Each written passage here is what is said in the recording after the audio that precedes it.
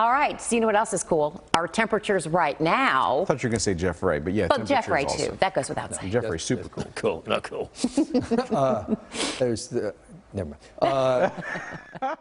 We have a warming trend ahead, and it's going to be in the 90s by the time we get to the weekend. But this has been a very dry month, all right? There is a chance now with a really significant weather pattern change that looks to be coming that we actually get a really good chance of rain for a change. I mean, right now, this is the 10th driest year on record. Keep in mind, the last time the DFW had a day full of rain that was more than 1 inch of rain was back in April. So it's been a long time since we've had even a big rain, and the forecast models are kicking out a couple of days of rain. Now that's all next week. It's just something I wanted to give you a heads up with, but let's all just enjoy the dry weather right now because the dry weather is about perfect. It's 73 degrees under blue skies and not hardly any wind at all.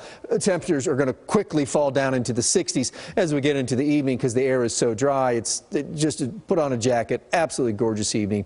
Tomorrow morning won't be as cold as it was this morning. As I was showing you at the top of the show, temperatures were in the 30s in a lot of locations.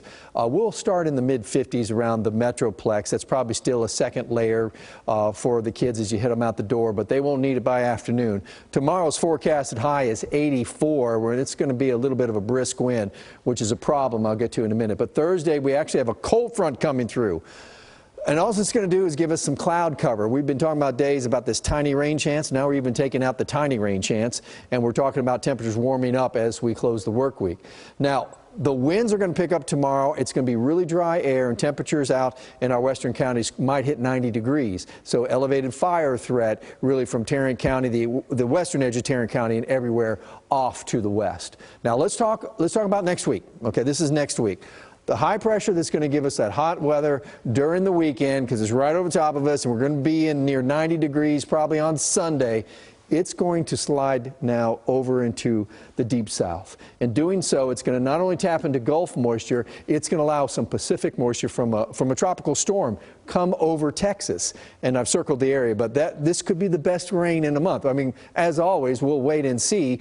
These things have kind of fallen apart as we've gotten closer here for most of the last couple of months, but this one looks pretty good. As you can see, the rainfall distribution is generous over most of the state, but like it is next week we're talking about.